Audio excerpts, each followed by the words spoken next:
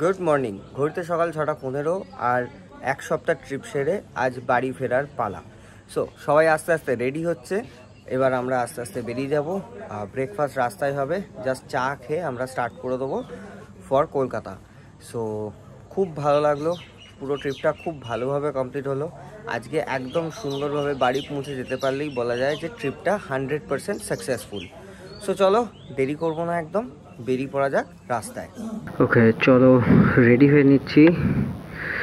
আর এই আমি বাইকে উঠে পড়লাম। চলো চাবি অন।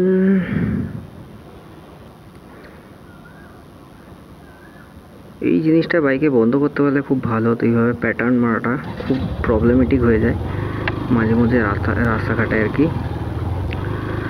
ওকে, সো চলো ওয়াইল্ড কার্মা ইকোস্টে থেকে বেরিয়ে পড়ছি। সো টাটা লাটাগুড়ি, আবার দেখা হবে, আবার পরে আসবো। আপাতত কলিং ফ্রম হোম, বাড়ি ফেরার পালা। চলো এগিয়ে যাওয়া যাক। এই রাস্তাটা ধরে আমরা সোজা যাব এখন গজলডোবার দিকে। তার আগে আমাদেরকে একটু পেট্রোল পাম্পে ঢুকে রিফিলিং করে নিতে হবে। চলে এসেছি পেট্রোল পাম্পে।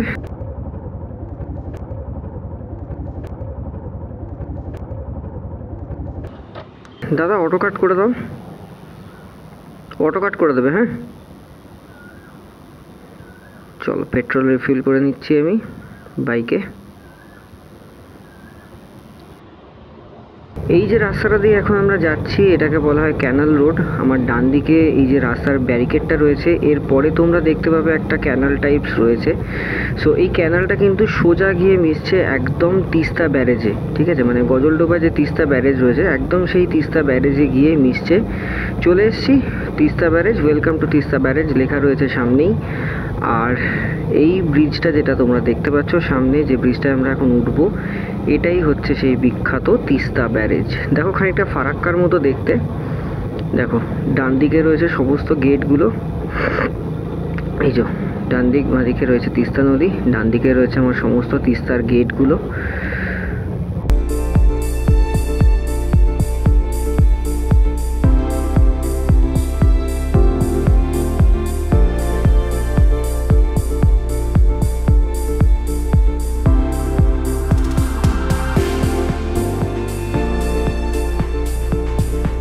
চলে এসেছি আমরা গজলডোবাতে, দাঁড়িয়েছি একটু ব্রেকফাস্ট করব বলে। আর এখানেই রয়েছে তিস্তা ব্যারেজ, যার জল বাংলাদেশে যাচ্ছে। সোজা যে ব্রিজটা তোমরা দেখতে পাচ্ছ এটাই হচ্ছে তিস্তা ব্যারেজ। আর এই যে দেখো জল বেরোচ্ছে, এই ফ্লোটা যাচ্ছে বাংলাদেশের দিকে। তো গজলডোবাতে যেখানে দাঁড়িয়েছিলাম ওখানেই ব্রেকফাস্ট সেরে আমরা আবার বেরিয়ে পড়েছি। আর এখন উঠে গেছি আমরা NH34। সো ব্রেকফাস্টটা করতে অ্যাকচুয়ালি বেরোতেই অনেক দেরি হয়ে গেছে, মানে ঘুম ভেঙেছে। সকালে যে ভিডিওটা তোমরা দেখলে ফার্স্ট ভিডিওটা, ওটা হচ্ছে সকাল তখন বাজে 8টা। আর তারপর আমাদের বেরোতে বেরোতে হয়ে গেছিলো প্রায় 11:30। তো সেই হিসাবে ব্রেকফাস্ট করে আবার বেরোতে বেরোতে এখন ঘড়িতে বাজে হচ্ছে ঠিক দুপুর 1:35। সো বুঝতেই পারছো অনেক দেরি হয়ে গেছে। চলো এগিয়ে যাওয়া যাক বাড়ির দিকে। অ্যাকচুয়ালি তাড়া নেই বলেই আমরা খুব বেশি তাড়াহুড়ো করিনি, আস্তে ধীরেই বেরিয়েছি। ইনফ্যাক্ট এখনও আমরা আস্তে ধীরেই যাচ্ছি। সোজা গিয়ে আমরা ধরে নেবো এখান থেকে রায়গঞ্জ বাইপাস।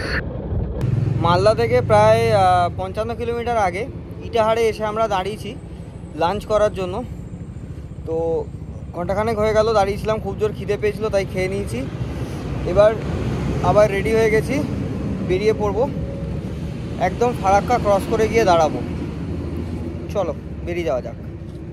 ঘড়িতে দুপুর 3:35 আর আমরা লাঞ্চ করে বেরিয়ে পড়েছি, এগিয়ে যাচ্ছি ফারাক্কার দিকে। মাঝখানে আর কোথাও দাঁড়াবার খুব একটা ইচ্ছা নেই, বিকজ এখনই যা টাইম আছে কলকাতা ঢুকতে ঢুকতে আমাদের এক্সপেক্টেড টাইম দেখাচ্ছে অ্যাকর্ডিং টু ম্যাপ রাত্রির 9:35। সো যতটা তাড়াতাড়ি হয় ঢুকে পড়তে পারলে ভালোই হয়, বিকজ কালকে সবারই কাজ আছে। ইনফ্যাক্ট আমারও কাজ রয়েছে, কাজে বেরোনোর রয়েছে কালকে। তো চেষ্টা করছি যতটা তাড়াতাড়ি পৌঁছে যাওয়া যায় কলকাতায়। তো বর্তমানে আমি এখন 100 স্পিডে ক্রুজ করছি, কিন্তু আমার কিছু মনেই হচ্ছে না। মানে জাস্ট স্পিডোমিটারটার দিকে তাকালাম বলে মনে হলো যে আমি 100-এ পৌঁছে গেছি, বাট আমার কিন্তু কিছু ফিল হচ্ছে না। লাইক দেখো রাস্তাটা এত সুন্দর, বাটার স্মুথ রোড, তো মানে কিছু বলার নেই। ওকে, ঘড়িতে রাত্রির 8টা আর আমরা এখন চলে এসেছি বেথুয়াডহরি। জাস্ট বেথুয়াডহরি টোল প্লাজাটা ক্রস করে একটু দাঁড়িয়েছিলাম। মাঝখানে অ্যাকচুয়ালি অনেকটা স্প্যান আমরা দাঁড়াইনি, তো সেই হিসাবে ক্যামেরার ব্যাটারিটা ডিসচার্জ হয়ে গেছিলো পুরোপুরি, সেই জন্য অনেকটা পোর্শন তোমাদেরকে দেখাতে পারিনি রাস্তার মধ্যে। বুঝতেই পারছো কলকাতার খুব কাছাকাছি, একদম জাস্ট এখান থেকে কলকাতা হচ্ছে 130 কিলোমিটার মতো রাস্তা। মাঝখানে শুধু নদীয়ার যে প্যাচটা, ওই প্যাচটা একটু খারাপ পড়বে, বাকি পুরো রাস্তায় কিন্তু একদম বাটার স্মুথ যাবে। চলো এগিয়ে যাওয়া যাক। ঘড়িতে এখন রাত্রি 12:32 আর আমরা এসে দাঁড়িয়েছি এখন নবদ্বীপে। প্রচুর ট্রাকের জ্যাম ছিল রাস্তায়, তো সেই জন্য আসতে অনেকটা এক্সট্রা টাইম লেগে গেল। আর তার থেকেও বড় কথা, আমাদের প্রত্যেকেরই এখন ঘুম পাচ্ছে। তো এখানে হালকা করে কিছু খেয়ে নিয়ে আধ ঘন্টা 1 ঘন্টা বা 2 ঘন্টা রেস্ট নিয়ে ঘুমিয়ে একটু এই হোটেলেই, একটা হোটেলেই দাঁড়িয়েছি, এই হোটেলেই একটু ঘুমিয়ে রেস্ট নিয়ে তারপর আমরা স্টার্ট করবো আবার। সো অ্যাকচুয়ালি কী হয়েছে, প্রচুর সারাদিন ধরে গরমে ট্রাভেল করার জন্য না বডি ডিহাইড্রেট হয়ে গেছে সবার, তো সেই কারণেই আর কি এরকম সবারই ঘুম পেয়েছে। তো চলো খাওয়া দাওয়া করে একটু রেস্ট নিয়ে নেওয়া যাক। বালি ব্রিজ, ঠিক যেখান থেকে আমাদের রাইডটা স্টার্ট হয়েছিল। তো লাস্ট তোমাদের সাথে কথা হয়েছিল কালকে রাত্রে, যখন আমরা সবাই খুব টায়ার্ড ছিলাম। তো তারপর এতটাই ডিপ ঘুমিয়ে পড়ি যে ঘুম ভাঙতে ভাঙতে সকাল হয়ে যায়। তো সেই কারণে একদম ফ্রেশ হয়ে তারপর আমরা আবার জার্নিটা স্টার্ট করি। সো এখন চলে এসেছি বালি ব্রিজ, আর এখানেই শেষ করছি ভিডিওটা, পুরো সিকিমের সিরিজটা বলতে গেলে। তো কেমন লাগলো তোমরা অবশ্যই জানিও, আর ভালো লাগলে অবশ্যই অবশ্যই অবশ্যই কমেন্ট করে জানিও, আর লাইক ও সাবস্ক্রাইব তো মাস্ট। ওকে, সো এই যে সবাই এখানে রয়েছে, এই যে মৃগাঙ্কদা, দিব্যেন্দু দা, এটা দিব্যেন্দু, তোমার দিব্যেন্দু বলি, এটা দিব্যেন্দু দা বলি, দিব্যেন্দু। আর এই যে আমাদের টিম ক্যাপ্টেন, যার জন্য পুরো ট্যুরটা সুন্দরভাবে সাকসেসফুলি কমপ্লিট করা গেল। সো চলো টাটা।